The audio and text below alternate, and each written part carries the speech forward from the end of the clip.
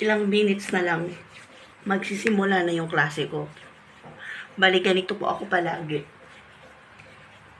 Katatapos ko lang humagugas ng pinggan. Late talaga akong nagising because, it's Saturday. So, alam nyo naman, siguro ganyan din kayo. Pag Sabado, you'll take the time para bumawi ng tulog. Ayan.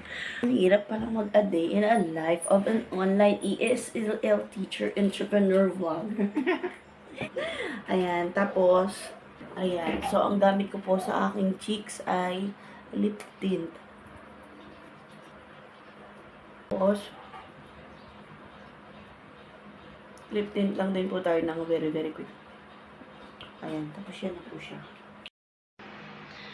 So, ayan guys, ito na yung look ko na magtuturo. Huwag niyo pong pansinin yan, hindi po yan nakuha sa camera. Kalat ko pa po yan kagabi. Ayan, so ito na po ang mukha ko na nagtuturo. Wala po akong headdress dahil meron naman po dito. Ayan, so nasa loob na po ako yan ng classroom. Inaantay ko lang yung estudyante ko. Level S, ibig sabihin, bata po ito. Mga around 4 years old, 3 years old. Are you ready? Okay, very good. Please listen to me and look at me, okay? Okay, very good. Let's go. Let's move to the next page. Let's sing.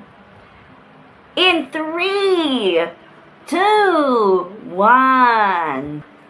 I see tigers in the zoo, in the zoo. Monkeys in the zoo, in the zoo.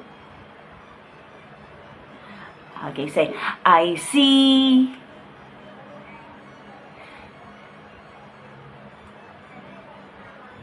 I see.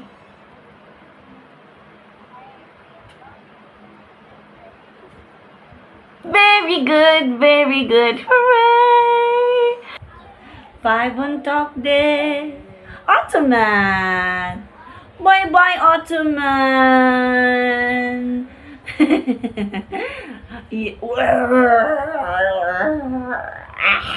A monster. Say, monster. Okay, thank you so much. Bye-bye and see you next time. Have a good day. Thank you. Ayan po, alam ko po a day in the life ito, no? Pero I can't assure you na maipapakita ko po sa inyong lahat ang aking ginagawa sa buong araw kasi sobrang dami. Pero ngayon po nakikita niyo po itong lalagyanan ng sapatos namin. Ganyan po siya kagulo after Friday. Kaya ayusin ko po siya ngayon. Let's go!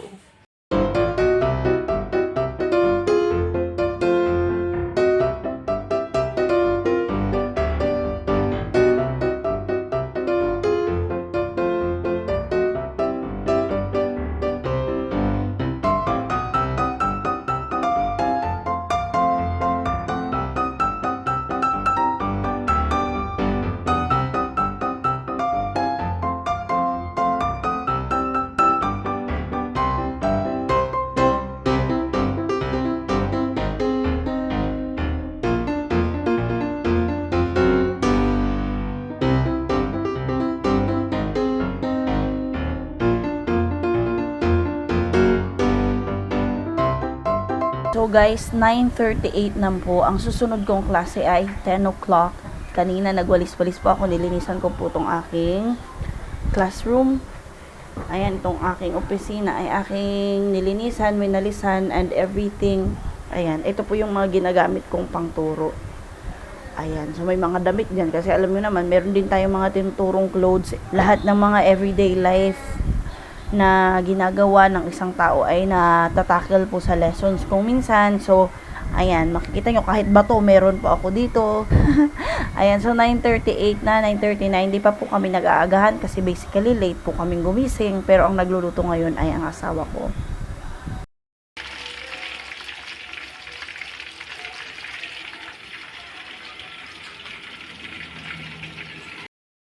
Okay, guys. Okay, guys. So, kanina, natapos ang klase ko ng 11:30, nananghalian ako, tapos natulog ako ng 1 hour.